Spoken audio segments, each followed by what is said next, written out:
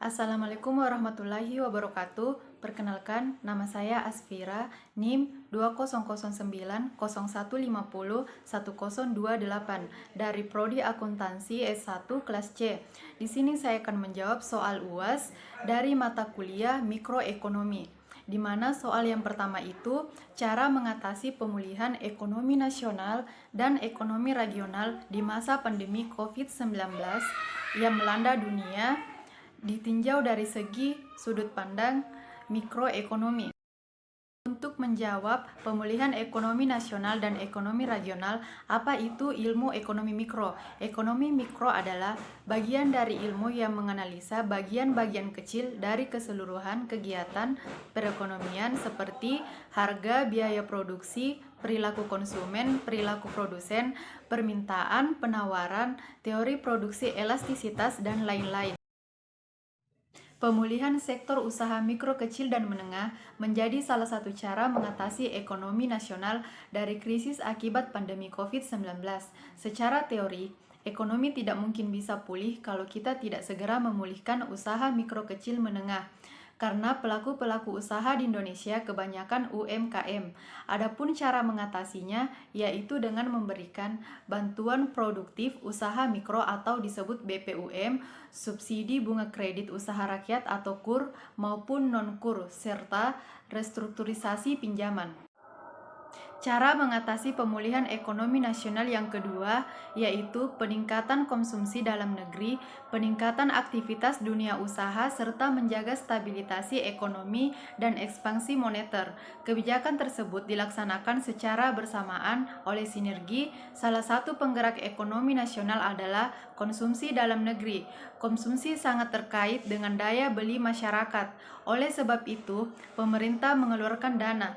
Dana tersebut disalurkan melalui bantuan tunai seperti kartu prakerja, pembebasan listrik, dan lain-lain.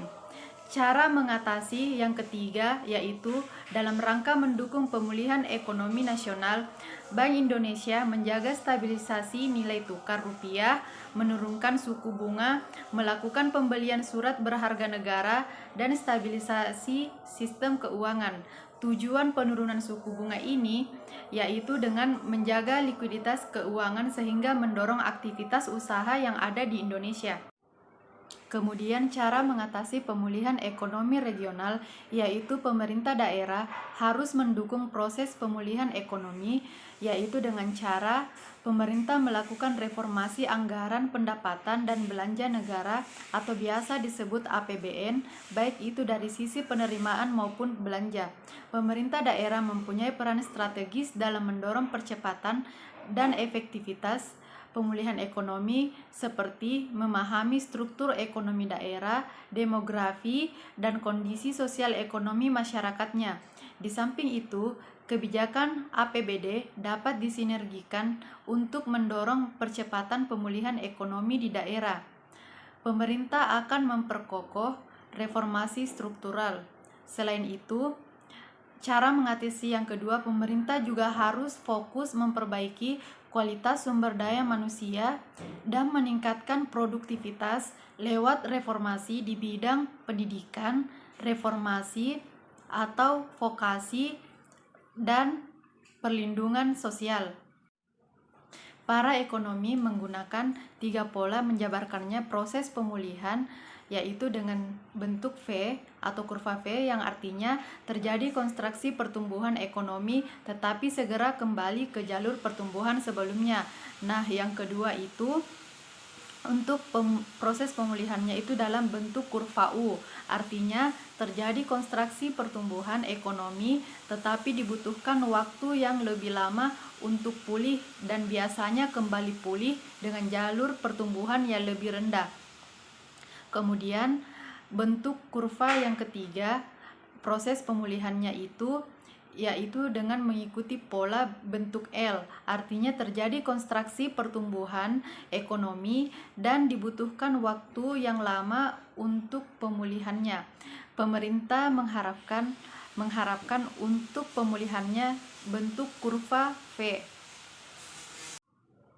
Soal nomor 2, problematika sektor mikroekonomi ini harus segera diredakan karena berkaitan langsung dengan daya beli masyarakat yang secara umum menyangkut kestabilan perekonomian dalam negeri. Adapun masalah perekonomian yang paling mendasar saat ini khususnya bagi negara berkembang, yaitu kenaikan bahan bakar minyak atau BBM. Masalah kenaikan harga BBM ini membuat kerugian bagi pengusaha angkutan umum. Cara mengatasinya yaitu menyesuaikan kenaikan harga BBM atau harga bahan bakar minyak.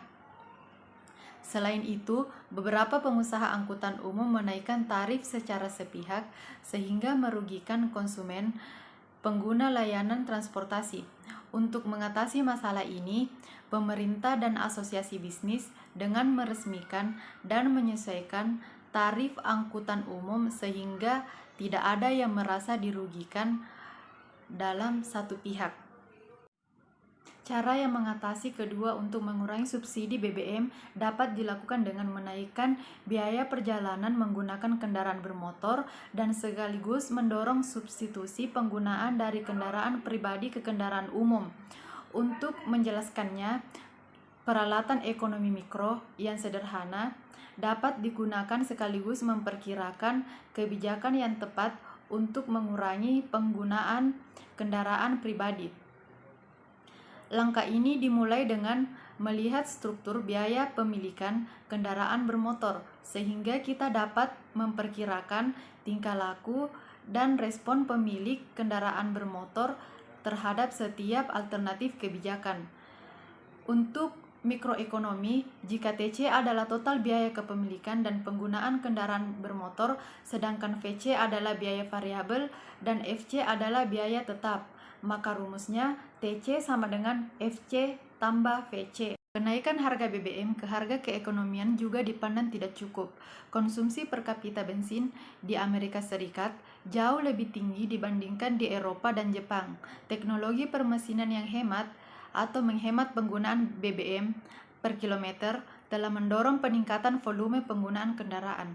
Solusinya yang sering dipakai adalah mengenalkan congestion tax yang dipungut bersamaan dengan harga BBM. Kebijakan ini akan menaikkan biaya variabel. Pajak kendaraan bermotor adalah cara mengatasi yang terakhir. Pajak ini menaikkan PKB, jelas mengurangi minat untuk memiliki kendaraan. Tetapi bagi yang telah memiliki kendaraan bermotor, biaya tetap akan meningkat. Itulah penjelasan atau jawaban saya mengenai UAS soal nomor 1 dan nomor 2. Sekian dan terima kasih. Wassalamualaikum warahmatullahi wabarakatuh.